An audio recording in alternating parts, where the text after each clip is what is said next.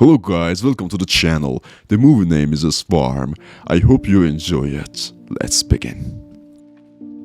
At the beginning of the movie, we see an experienced fisherman heading out to sea, like thousands of times before he casts his net from the boat. But something goes wrong, and the net gets caught on something on the ocean floor. The fisherman dives down, but he can't make it back to the surface as a huge school office surrounds him. Charlie, a lighthouse keeper, calls her colleagues in Germany to discuss current affairs. She is interrupted by a signal on her monitor and rushes off to investigate. Charlie has to swim to the duty buoy to dive into the water and retrieve a sensor that somehow got tangled up in fishing nets. Strange things are also happening in Canada. Leon, a young whale researcher, is called to Vancouver's City Beach, where a giant killer whale washed up a couple of hours ago. After examining the animal, he heads to the fishing dock to find out who, among the poachers, caused serious cuts to the killer whale. An old fisherman takes Leon to his boat and shows him the bitten side of the vessel, which was used to try and overturn the killer whale. Leon doesn't believe this story, but the man is sure that the fisherman wouldn't lie to him and that they had to destroy the whale to save themselves. Charlie and her new friend launch a repaired sensor into the ocean, tasked with tracking marine animal population. They notice methane ice fragments around the boat, which often rise to the surface, but today there are too many of them. Leon finally hears the whales and learns that they've been seen in various locations along the coast. Before heading out to sea, he calls his girlfriend Lizzie, who has already taken tourists on her boat to see killer whales in the wild. A giant whale appears next to Leon's boat.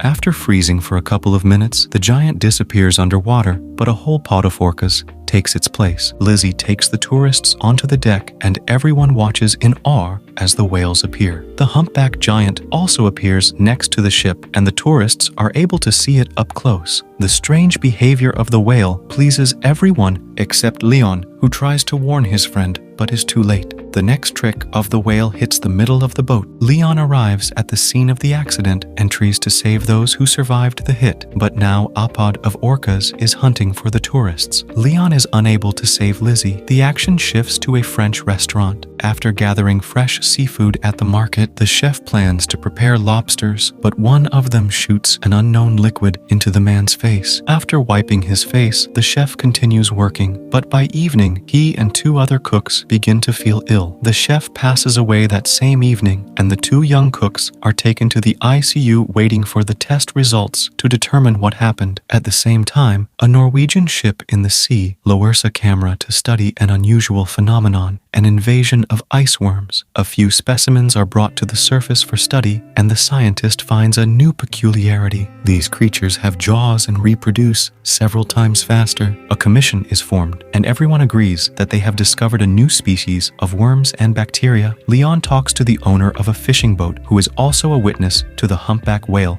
attacking other boats the day before. In addition, Leon is shown another anomaly. The bottom of the ship that returned from the sea is covered with a thick layer of mollusks, which has never been seen before. A group of scientists launches a sampler onto the seafloor to check the soil where worms were found. But dueto, a methane leak, an explosion occurs. The ship manages to survive, but the team is greatly frightened. The scientists are not only scared of the mistake during the operation, but also their results of the test. In addition to the worms on the seafloor, there are bacteria that eat ice and can reach the very bottom. Jess records a video message to Charlie when something strange suddenly happens and alarming readings appear on the monitors. The water under the ship starts boiling and something pulls it down into the depths. The action shifts to Venice. A young man in love reads poetry on a bridge when suddenly the book falls from his hands and ends up in the canal. The couple immediately forgets about the poetry book because before their eyes is an even stranger sight. Thousands of giant jellyfish rise to the surface. Analysis of the bacteria from the infected sheaf reveals a new strain that feeds on blood. It turns out that several more people have died after visiting the restaurant on the coast. Leon requests permission to perform an autopsy on the killer whale to find out how pollution affects whales and whether this could be related to changes in the behavior of these giants. There is nothing inside the whale that could scare the experts, but Leon finds an unknown substance in its brain, which is sent for analysis. Another victim of infection appears, a young man from a car wash. By putting together all the events, the scientists understand that the bacteria spread from there, Storant, through the water supply system. Leon is informed of new cases of whale attacks. Looking at the map, the guy finds a pattern. All the changes occur with the whales during migration. To verify his suspicions, the guy sails to the place where the whales are resting during their sleep. The dive almost ends in tragedy, but Leon manages to install a camera on one of the whales and get out. Sigur finds out that the Japanese have also found the worms, but they are not in a hurry to report it to the world. Recordings from the camera Sare checked in 2 laboratories at once. Leon's footage shows that the whale pod descended to the very bottom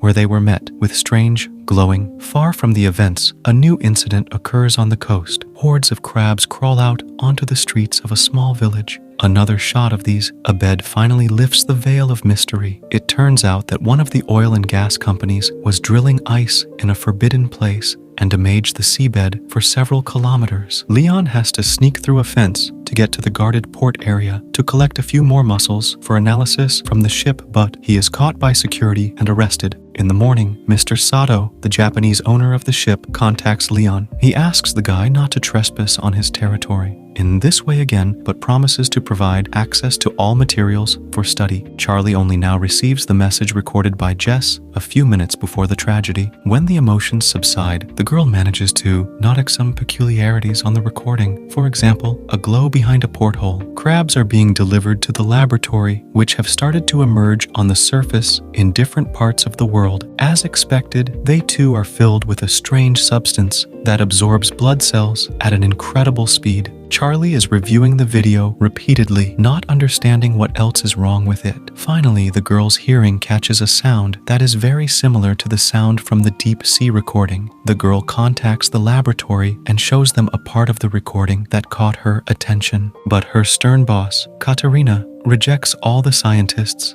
ideas, considering the sound on different recordings to be just random noise. She orders Charlie to finish up the work and shut down the station for the winter without coming up with incredible theories. But after cooling down and carefully considering Charlie's words, Katerina still decides to test this hypothesis, and a helicopter with a group of scientists and a deep water device arrives on the island. The device is delivered to the island by Sigur, and after handing it over to Charlie, he's about to leave. But at the same time, emergency messages come to the scientists on the mainland. They are only able to reach Sigur and inform him that a terrifying tsunami is approaching the coast. Those who see it with their own eyes realize that there is no chance of survival. Sigur manages to warn Charlie and they leave. At the conference, scientists give a report that the discovered bacteria intentionally infect humans, and soon everyone will have to flee far away from water sources. Leon tries to warn his fishermen friends about this, but none of them are ready to live on land, choosing to die in their familiar environment. Rahim meets Leon at the institute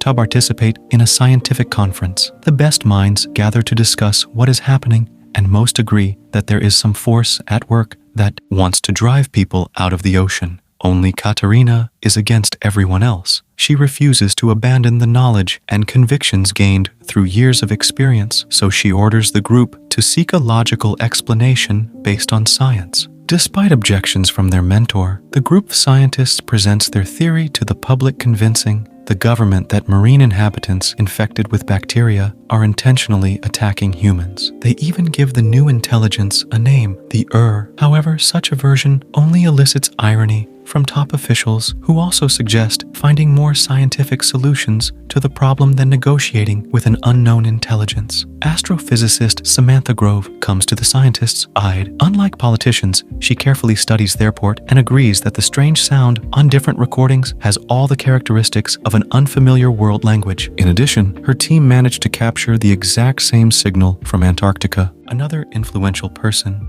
Japanese Mafuno, also believes in Sigur's theory and agrees to finance his venture, hoping it will help to save the world. Sigur assembles the team and informs them of the start of the mission. He suggests everyone think carefully and assess the risks, and those willing to go all the way will be waiting for an expedition to the Arctic in 48 hours. The scientists go home to say goodbye to their loved ones and warn them of their departure. The relatives of many try to persuade them to stay, but everyone understands that this is their last chance to fix something. According to scientists' calculations, the largest accumulation of intelligent bacteria is located in one of the valleys in Antarctica, where they could have lived for millions of years prior. The company is preparing to establish contact, and everyone is playing their role while giving interviews to a young journalist. Finally, the equipment on the ship starts buzzing with interference, and the scientists prepare to capture a signal from the mysterious organism. Sarah, Mifuno's assistant, sits down next to Leon at the table and confesses to him that she would have never believed in their theory if it weren't for her boss, who has proven over many years that his intuition never fails. Samantha is devising a plan. She intends to add a sound of a human child's scream to the organism's audio signal and return the recording to the intelligence to show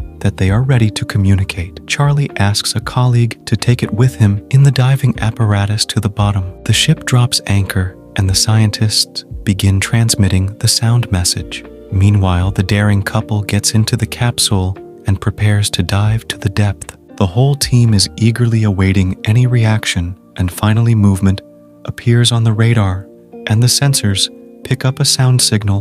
The team from the capsule tries to contact the captain's bridge to report that their vans are malfunctioning and they are running out of oxygen, but communication is not working.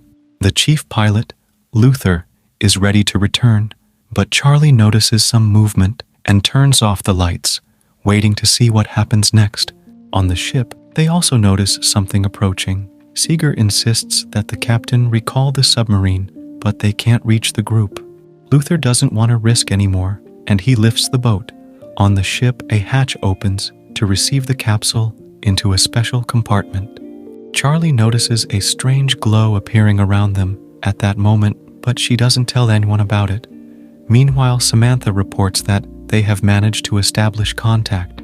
The sound signal has returned, and the child's cry has been altered as a sign that the bacteria understood the message from humans. Dr. Chase is looking for a way to cure those who've already been infected by the bacteria. Luther tells the journalist that he saw nothing at the depth, and everything Charlie saw was probably a figment of her imagination, just like the whole idea of intelligence. Nevertheless, Samantha tries to decipher the ERR messages to assemble them into a response signal that the intelligence will understand. While staying in the compartment with the capsule, the journalist notices a glow in the pool. The lights on, the ship go out, and interference begins. When everything is restored, the captain sees the journalist's body fallen on the monitor. Chase tries to save the girl, and on her lips, she notices a liquid resembling cerebrospinal fluid. Samantha tells the team and the captain that during the voltage search, there was a signal surge, and it was so low that no one heard it. But most importantly, in the opinion of the astrophysicist, originated from inside the ship. Charlie listens to what her colleagues are saying, but she never musters the courage to tell them that they brought the bacteria into the pool. Leon visits the girl whose body has become covered in strange spots. The doctor asks the guy and Sarah for help. They must hold the girl while she takes a sample of the spinal fluid for analysis. The doctor tells the team about the results of the analysis. The substance previously found in marine creatures was discovered in Alicia's spinal cord. Chase believes that bacteria were attempting to merge with the girl's cells, and Charlie admits to seeing the glowing enter the ship with them. Samantha records a new message for the ERR, this time including an audio image from the astrophysicist. Charlie goes down to the sealed compartment without permission, and the pool starts glowing again, creating unusual shapes with the light. At that moment, Samantha receives a response message from the entity, which also contains an image. Mr. Mifuno's helicopter lands on the ship. Ash wants to be present for the opening. Sigur shows him the recording from the pool cameras and the image sent in response to Samantha's message. According to the astrophysicist, they have an image of the superocean that surrounded as supercontinent millions of years ago. According to the scientists, the ERR reminded them that they were, are, and will be on Earth much longer than humans, and all they want is for the oceans to be left alone and not destroyed. But there is good news, since the entity is responding to messages. The team has a chance to negotiate and reach a ceasefire. In the meantime, Chase devises a drug that can destroy bacteria that consume blood cells. This news creates disagreement within the team. Mifuno plans to test the substance in the pool, and if it works, completely destroy the ERR. Sigur disagrees with this, at least until they confirm that they cannot negotiate with the ERR. Chase tries to take the middle ground and suggests trying the drug in the pool, but not rushing to launch it into the open ocean. Everyone gathers to watch the experiment. Chase launches the drug into the water, which immediately begins to rise, emitting a terrible scream that shatters the glass. The captain is informed that nothing is working on the ship, and they are simply drifting in the waters of Antarctica. But worse, the ship is surrounded by icebergs. The vessel collides with an iceberg, but unexpectedly, a blue glow takes it somewhere else. The captain orders the engines to be started to break free from the control of the ERR. He also doesn't understand why they don't pour all the drug they have on board into the water. But Sigur tries to explain to the captain that everything that happened now is the price for his thoughtless experiment in the pool, and no one in the world will manufacture enough of the substance to destroy ERR worldwide. The only way out is to make a truce. While the team is deciding how to negotiate with the ERR, the entity traps the ship between the icebergs. Charlie hurries to the capsule to descend and deliver Luther's body to ERR as a sign of complete obedience. Once at depth, Charlie changes her plan. She injects leukocytes into her heart that can merge with ERR and opens the capsule door. The body falls under the control of ERR, and the icebergs release the ship while billions of lights envelop the girl underwater. Later, Charlie brings the ship to a deserted island. It opens its eyes and looks at the sky with glowing blue eyes. The series ends here. Please write in the comments what you think about this series.